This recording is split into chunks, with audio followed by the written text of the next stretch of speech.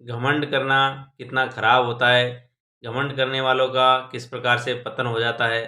नमस्कार प्रिय दर्शकों, आप सभी का हमारे यूट्यूब चैनल पर हार्दिक स्वागत है।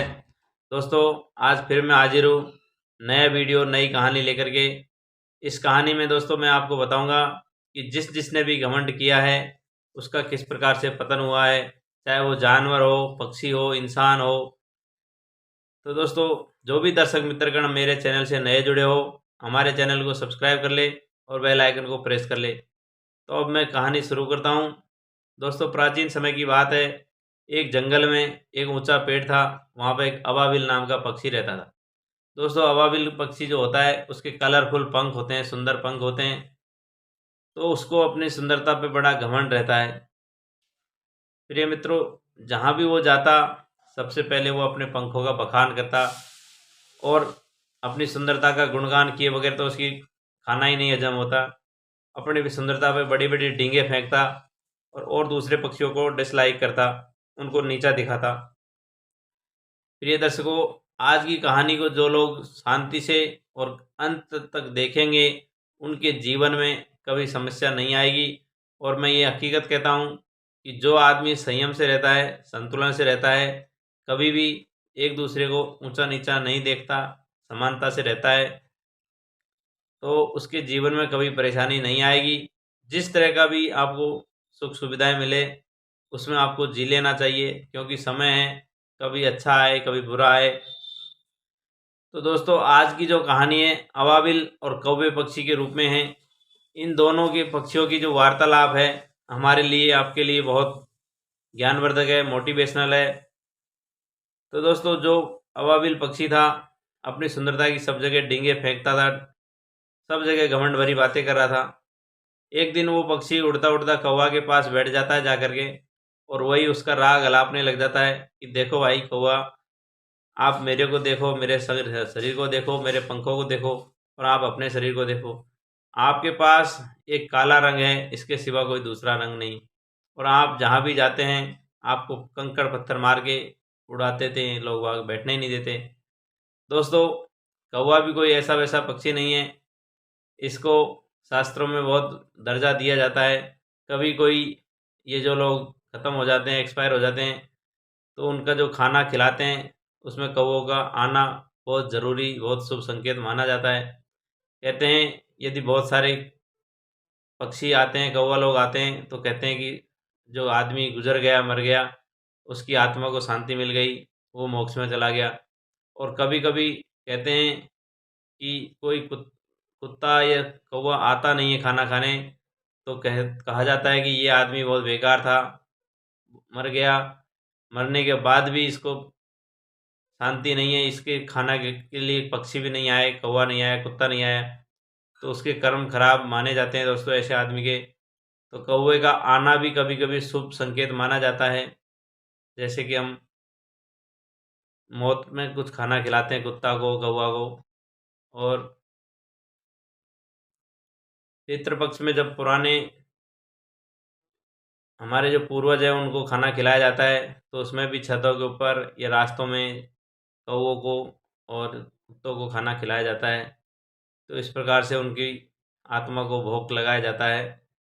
दोस्तों, प्राचीन समय में कहा जाता था कि जिस घर में मुंडेर पे कौवा आके काँव काँव करने लगता था, तो ऐसा शुभ संकेत माना जाता था कि आज घर पे कोई आने वाला है। प्रिय मित्रों, ये मेरा भी आजमाया हुआ फार्मूला है। जब हम छोटे से थे तब गांव में रहते थे, जिस दिन भी कौवा आके मुंडेर पे बोलता था काँव काँव, तो उस दिन शाम को कोई न कोई अतिथि गेस्ट हमारे घर पे आते थे। तो कौवे का आना भी इस तरह से शुभ संकेत मानते हैं। लेकिन दोस्तों, अबाबिल जो पक्षी है अपनी सुंदरता की डींगे फेंकता है और कौवे को बिल्कुल नीचा दिखाने की कोशिश करता है कि देखो मेरे पंख है, मैं उड़ता हूँ, मैं सुंदर हूँ, मुझे सारे के सारे जानवर पसंद करते हैं, और इंसान भी मेरे शरीर को लाइक करता है, मेरे सुंदर पंख से मुलायम पंखों को ऐसे सहलाना चाहता है। इस तरह की बातें करता है। तो कौवा भी कहता है भाई तुम उड़ के दिखाओ, देखो तुम कितना उड़ सकते हो। तो दोस्तों, थोड़ी देर उसने उड़ा, इधर उधर उड़ करके कौवे को दिखाया। फिर कौवे को एक बात अबाबिल पक्षी की याद आती है कि भाई तुम जब सर्दी का मौसम आता है तो तुम्हारे सारे पंख गिर जाते हैं, तुम उस समय क्या करते हो। दोस्तों जब कौवे को ये बात याद आई अबाबिल की, तो अबाबिल कहता है कि भाई जब पंख गिर जाते हैं तो मैं उड़ नहीं पाता हूँ और खुदक खुदक के ही टाइम पास करता हूँ। दोस्तों इतनी देर से जो अबाबिल पक्षी अपनी सुंदरता की डींग फेंक रहा था, उस पर कौवा भी मंत्रमुग्ध हो गया और अपने आप को सोचने लगा कि मुझे भी अबाबिल की तरह सुंदर होना चाहिए। लेकिन जब इसकी कमजोरी कौवे को पता चली कि ये सर्दियों के वक्त दुबक दुबक के छिप छिप करके शिकारियों से बचता फिरता है, क्योंकि ये उड़ तो पाता नहीं है। अब दोस्तों ये बात जब कौवे ने उसकी असलियत, उसकी औकात अबाबिल को बता दी कि भाई तुम सर्दियों में पंख विहीन हो जाते हो, पंख लैस हो जाते हो, तो दोस्तों अबाबिल को समझ में आ गया कि मैं इतनी देर से अपने पंखों पर घमंड कर रहा था और यही पंख मुझे सर्दियों के समय धोखा दे जाते हैं। और कौवे के जो पंख हैं वो पूरे 12 मास पूरे तीनों सीजनों में काम आते हैं, उसको कभी धोखा नहीं देते हैं और उसको उड़ाते रहते हैं। दोस्तों कहते हैं कि भगवान भी इसी तरह से इंसान के जब घमंड करता है तो दुखती नस को पकड़ लेता है और इंसान मजबूर हो जाता है उस हरि का नाम लेने के लिए। नहीं तो ये मनुष्य जो चालाक है, चतुर है, उस हरि को कभी याद नहीं करेगा, उस विष्णु का कभी नाम नहीं लेगा। लेकिन दोस्तों मैंने कहा ना कि जिस प्रकार से भगवान ने सारी चीज़ें दिया है, सब कुछ दिया है, लेकिन कुछ न कुछ नहीं दिया है। कुछ न कुछ में ऐसी चीज़ उसने रख लिया कि आपकी नींद हराम हो जाएगी, आपका जीना बेकार हो जाएगा। उस हरि की कृपा के बिना आपका जीवन पूरा नहीं होगा। इसी प्रकार से अबाबिल के जीवन में सब कुछ दिया, कलरफुल पंख है, सुंदर है, लेकिन सर्दियों में उसको जो पतझड़ की तरह सारे पत्ते गिर जाते हैं, ऐसे ही इस पक्षी के पंख गिर जाते हैं। और दोस्तों इस पक्षी को पंख नहीं होते तो उड़ नहीं पाता। उस समय अगर कोई जानवर आके इसको खा जाए तो मर जाए, शिकारी आ जाए तो मार दे। तो जब ये बात कौवे ने इसको समझाई तो दोस्तों इसका घमंड सातवें आसमान से चूर चूर होकर के नीचे आ जाता है और अपने आप में बड़ा दुखी होता है कि मैं खामा घमंड कर रहा था, फिर इनको नीचा दिखा रहा था। जिस प्रकार से मोर भी नाचता है तो नाचते नाचते बड़ा खुश होता है, लेकिन जब अपने पंखों को देखता है, काले कलूटे क्रूप पैर को, तो वो परेशान हो जाता है और उसको बड़ा रोना आता है। अपने पंखों को, पैरों को देख देख करके रोता है। तो दोस्तों कहा जाता है कि घमंड नहीं करना चाहिए। 4 दिन की चांदनी फिर अंधेरी रात, ऐसा कहा जाता है। उसी तरह से हमारे जीवन में भी धन दौलत हो, नौकरी चाकरी हो, सुंदर परिवार हो, दोस्तों ये टिकता नहीं है। ये तो कुछ समय अगर आप भगवान की कृपा मान करके इसका आनंद नहीं लेंगे तो आपका ये टाइम जो सुख सुविधा का था, थोड़े दिन बाद ये वापस से दुख दुविधा में आ जाएगा। उम्र के साथ आपको बीमारियां मिलनी मिलनी है, आपके हाथ पैर काम छोड़ने ही छोड़ने हैं, आपकी जो सुंदरता है वो कुरूपता में बदलने ही वाली है। इस प्रकार से दोस्तों किसी भी चीज़ का घमंड नहीं करना चाहिए। मैं तो आपको यही बोलूँगा, चाहे पद हो, चाहे आपकी सुंदरता हो, चाहे जो भी हो, आप अगर घमंड करते हैं और दूसरे आदमियों को नीचा दिखाते हैं, तो जिस प्रकार से अबाबिल पक्षी का घमंड टूटा, जिस प्रकार से मोर की सुंदरता का घमंड टूटा, उसी प्रकार से कुछ लोग होते हैं, मित्र लोग, उनके पास चेल अच्छे मित्र होते हैं, अच्छे पैसे वाले लोग होते हैं, तो वो सोचता है कि मेरे पास तो इतने लोग हैं, इतने अच्छे जगह मेरी जानकारी है, तो उस आदमी को उस चीज़ का गर्व हो जाता है, घमंड हो जाता है कि मुझे तो अब नीचे आदमियों की ज़रूरत ही नहीं है, तो वो घमंड करने लग जाता है। लेकिन दोस्तों जब वो उनके मित्र साथ छोड़ जाते हैं तो फिर उसका घमंड टूट जाता है और वो वहाँ के वहीं ज़मीन पे आ जाता है वापस।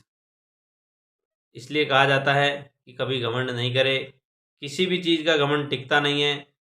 सबसे बड़ा ज्ञानी पंडित विद्वान जिसको कहा जाता था रावण, उसका भी घमंड एक दिन टूटा। उसको जो विवेक था, भगवान ने उसका विवेक ले लिया और वापस भगवान के हाथों उसको मरना पड़ा।